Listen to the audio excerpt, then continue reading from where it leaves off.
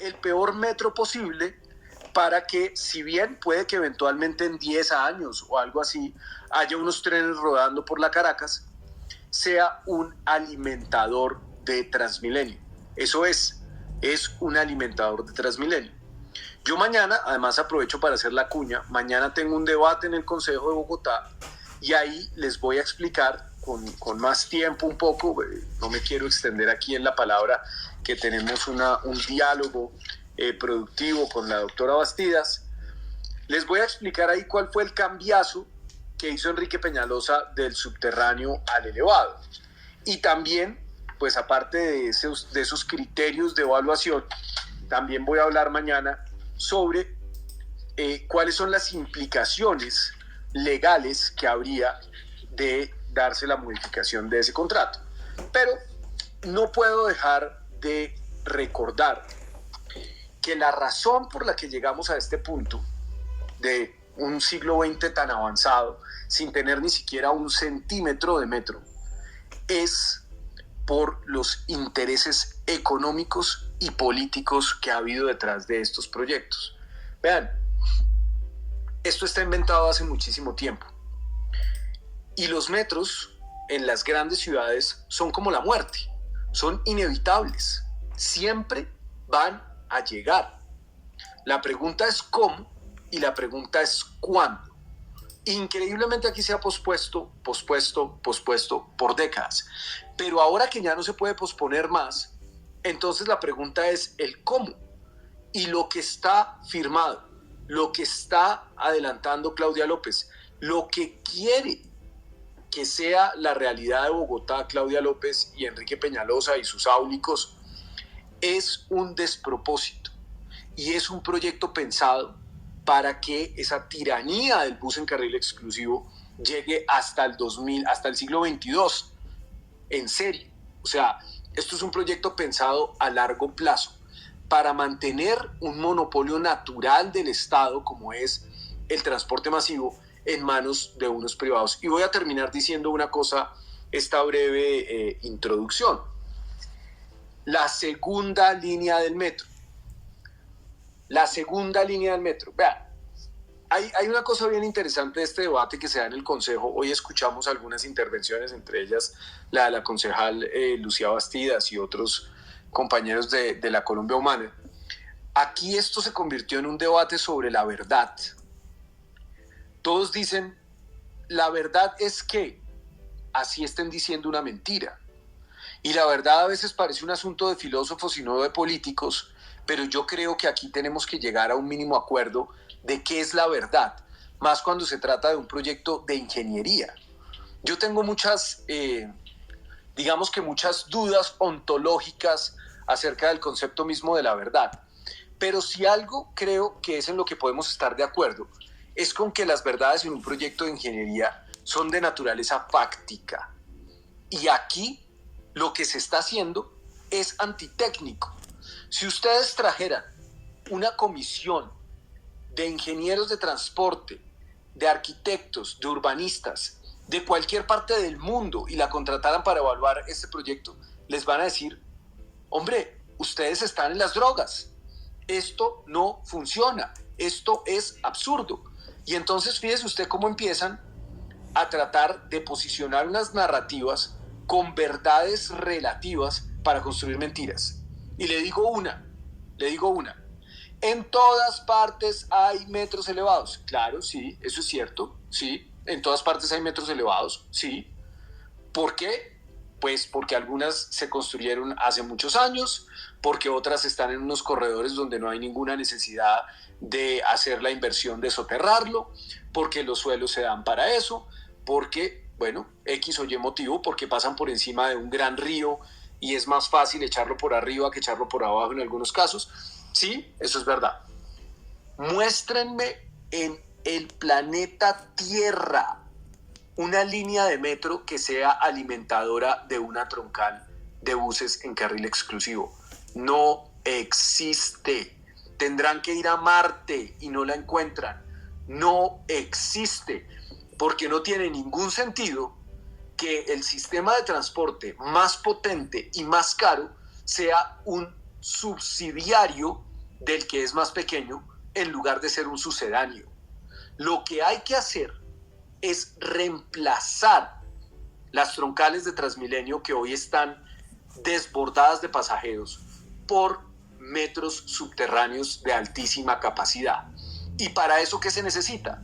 Se necesitan trenes de 8 coches, se necesitan una frecuencia de un tren que pase cada 90 segundos por lo menos, para que ese sistema de metro pueda llevar al menos 65.000, 70.000 o incluso hasta 80.000 pasajeros por hora por sentido. Si hacemos ese proyecto así, por ejemplo, en el corredor de la Caracas, ¿saben qué pasa? Que el sueño de algunos transmifóbicos, como soy yo, porque sí, yo me declaro abiertamente transmifóbico, se hace realidad.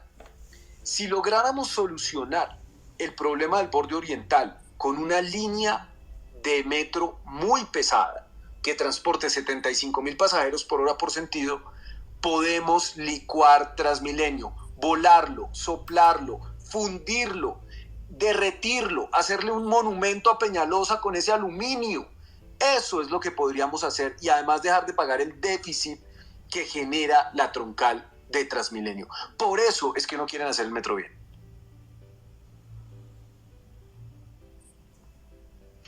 Entendido, concejal.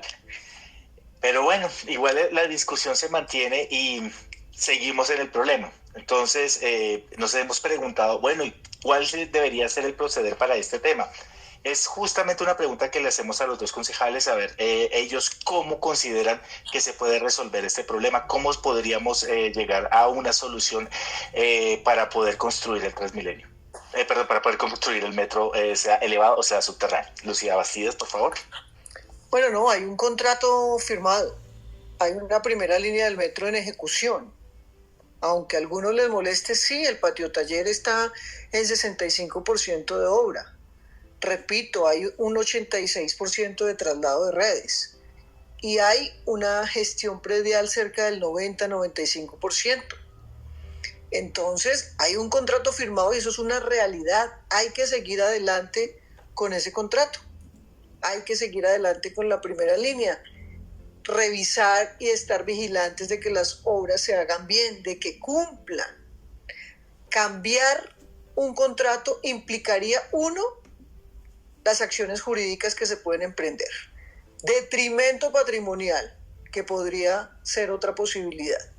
Y tercero, costaría en las opciones que plantearon desde el consorcio chino, que le dijeron al presidente, mire, la opción que creemos más viable es entre las 72 y las 100, que sumaría más pasajeros a la primera línea del metro. Y él dijo, no, esa no me gusta porque entre la 72 y la Caracas no le gustó lo que propuso el consorcio chino, que él invitó a reuniones previas sin que hubiese invitado a la alcaldía de Bogotá. Entonces, Bogotá, vuelvo y les digo, no es que necesitemos una línea, ni 2, ni 3, necesitamos por lo menos 12 líneas. Y en ese sentido hay que continuar con el proyecto que está, es que ahí no hay ningún problema. Lo que pasa es que el presidente, que a veces le da como ansiedad con el Twitter, entonces empezó a hacer un montón de anuncios y un montón de anuncios y un montón de anuncios, y lo que genera es esto, que estemos polarizados en Bogotá y seguimos, y que se haya metido en la campaña política, porque es que la campaña política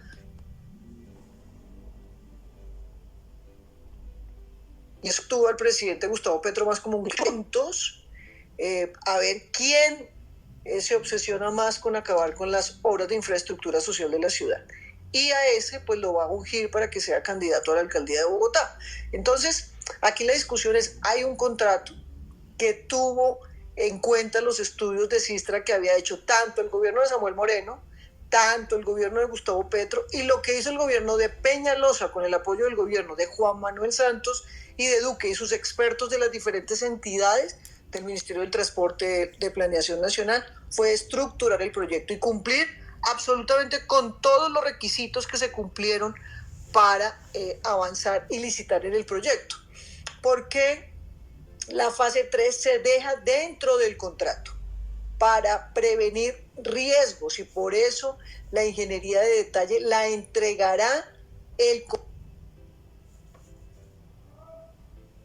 tiempos también para entregarla. Entonces, se han dicho muchas mentiras, se van a decir mentiras, y de tanto repetirlas, pues la gente empieza a repetirlas, porque en eso se han tenido una narrativa juiciosa, y reconozco que lo hacen bien, pero es mentirosa.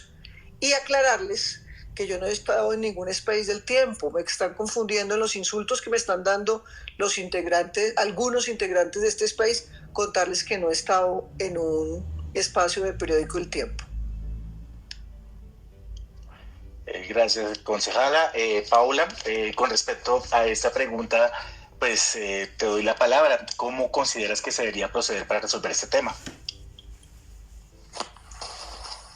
Bueno, pues realmente, a diferencia de Lucía, yo sí creo que no es que se esté polarizando, y ese es uno de los errores en que siempre se cae, y es que cuando hay un debate que al opositor no le gusta, entonces es porque se está polarizando.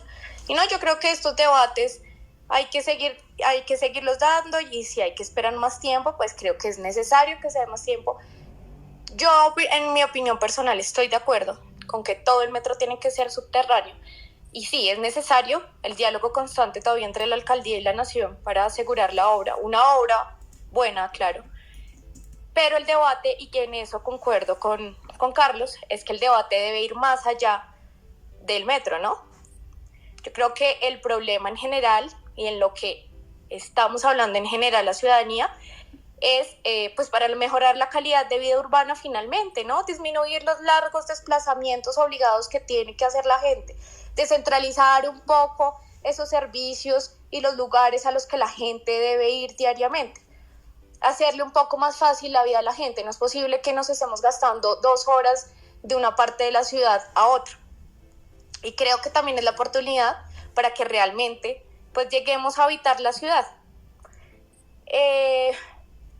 Hay una cosa que decía Petro, y eso estoy con él, y creo que tiene toda la razón, y es, el presidente dijo: yo no estoy de acuerdo con que esto se haga como lo tiene planteado la alcaldía, porque no pienso dejar una chambonada para las generaciones futuras, y que yo quede recordado como el peor presidente que dejó hacer un metro pues mal hecho.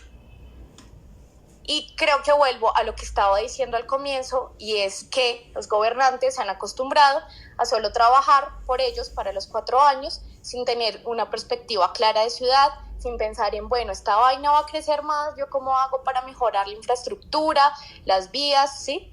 Y creo que en eso, aprovechando, digamos, que este año ya tenemos elecciones territoriales, y es que creo que estos debates, por eso hay que seguirlos dando, porque es importante que nosotros, como la ciudadanía en conjunto, miremos y escojamos a buenos gobernantes, que sepamos y escojamos a alguien que tiene la ciudad clara, no a alguien que está pensando ahorita pues en hacer su propia campaña para la presidencia. Creo que esto no es lo que necesita la ciudad. Gracias. Muchas gracias, Paula. Y por último, concejal Carrillo, le hacemos también la pregunta a usted. ¿Cómo considera que se debe proceder para resolver este tema, para que justamente podamos tener un metro en Bogotá? Bueno, lo primero es que aquí hay que recordar que hay un detalle en este proceso de contratación, y es que se trata de una concesión de un servicio público esencial. Eso no es un detalle menor, porque quizás esto habría sido menos grave, digamos que quizás habría sido más difícil de desenredar jurídicamente si se tratara de una obra pública contratada. Esto, al ser una concesión, implica que se está poniendo en manos de un privado la prestación de un servicio público esencial. Y ahí la ley 80, el artículo 16 de la ley 80, se guarda una especie de salvavidas para el Estado, que dice que es posible modificar de común acuerdo esto, pero además va aún más allá. Plantea que si se da una afectación grave a la prestación de ese servicio público esencial, el contrato se puede modificar incluso de manera unilateral. Y eso es algo que seguramente Brigar Urrutia y Gómez Pinzón, o bueno, las grandes firmas de abogados del consorcio chino seguramente estudiaron en el momento en el que se firmó ese contrato multimillonario. Y ese riesgo lo asume, usted sabe que el contrato es ley para las partes. Y pues lo que dice el ordenamiento jurídico colombiano es claro, y es que si hay una afectación grave de la prestación de ese servicio público esencial, el Estado tiene la capacidad de modificar. Y eso fue lo que sucedió en el caso del aeropuerto El Dorado, en donde hubo una modificación al contrato. Aquí estamos ante un escenario muy similar. Es una concesión sobre un servicio público esencial que es el transporte, que es susceptible de ser modificada. ¿Qué es lo que debe pasar? Lo que debe pasar es que haya un acuerdo bilateral, que haya un acuerdo con el consorcio chino. Y entonces aquí salen los jurisconsultos a decir, no, pero es que cualquier ciudadano lo puede demandar. Claro, por supuesto que cualquier ciudadano lo puede demandar, si es que esto es un Estado de Derecho donde cualquier ciudadano puede demandar cualquier acto administrativo. Vea, si yo quiero mañana emprender una acción popular porque yo considero que se está violando la moralidad administrativa por la compra de las almojábanas del Palacio Liébano, que cuestan un platal, que además, pues esto es verdad, o sea, el catering del Palacio Liébano como de 7 meses cuesta 6.900 millones de pesos. Si yo quiero hacer esa acción popular, pues lo único que necesito hacer es conseguirme, no sé, los 500 millones de pesos que me cobre Brigar Urrutia para llevarme el caso, ¿cierto? Y hacemos la acción popular. Lo que pasa es que la voy a perder. La voy a perder porque no se está violando ningún derecho colectivo. Entonces, yo estoy en toda la libertad de demandar lo que quiera, una ley, un acto administrativo, un nombramiento, un embajador, lo que quiera. De ahí a que vaya a ganar, eso es muy distinto. Aquí quien realmente tendría unos derechos adquiridos es el consorcio chino. El consorcio que se ganó la licitación y que además fue el único proponente, porque este proyecto es tan absurdo que cuando se abre la licitación, a pesar de que todos los grandes constructores de metros llevaban 50 años esperando este momento para venir a meterse en el negocio de la ciudad, de la capital más grande del mundo sin metro, a pesar de eso no se presentó nadie. Se presentó un consorcio chino que tiene detrás a la superpotencia que además le permite trabajar en otras condiciones. ¿Por qué digo que en otras condiciones? Porque este consorcio, incluso si quisiera, podría trabajar a pérdida, porque el interés del gobierno chino es entrar a un mercado que tiene una precariedad impresionante de infraestructura. En Colombia está todo por hacer. Ni la capital tiene metro. O sea, literalmente está todo por hacer. Así que la posibilidad jurídica existe y es aún más viable si el acuerdo se hace de manera bilateral. Yo celebro que el embajador, que tengamos el embajador que tenemos, celebro que el presidente anuncie ya que va a acelerar su viaje a China. Y permítame decir una última cosa para cerrar. Yo veo con principal entusiasmo la figura del embajador Sergio Cabrera en todo esto, porque Sergio Cabrera es una cosa que los chinos llaman un Zhongguotong, que es como una persona que es china por dentro, pero extranjera por fuera, pero occidental por fuera. Él es un embajador que yo creo que no tiene comparación con ningún otro embajador del mundo, porque creció en Pekín en los días de la Revolución Cultural, vio, o sea, escuchó de viva voz los discursos de Mao Zedong, vio al último emperador, vio a Puyi cuando era jardinero del Jardín Botánico de Pekín. O sea, es una persona que sin duda alguna va a ser recibida de la mejor forma y con el mayor agrado, con el mejor beneplácito por parte de las autoridades chinas. Y pues bueno, es un país de partido único, regido por un partido comunista, donde ciertas cosas pueden hacerse de manera más expedita. Y yo creo que todo este problema se va a resolver con un apretón de manos de Gustavo Petro, Xi Jinping en el Palacio del Pueblo de Pekín. Bueno, muchas gracias por su participación, muchas gracias a todas, a todos y a todas que nos han acompañado en este espacio. Pues se han presentado las posturas, tenemos la discusión pues viva, y justamente esto es lo que vamos a estar hablando durante los próximos meses. Seguramente este será el tema principal de la próxima campaña electoral. Gracias, un abrazo. Hasta luego, muchas gracias, un abrazo para todos.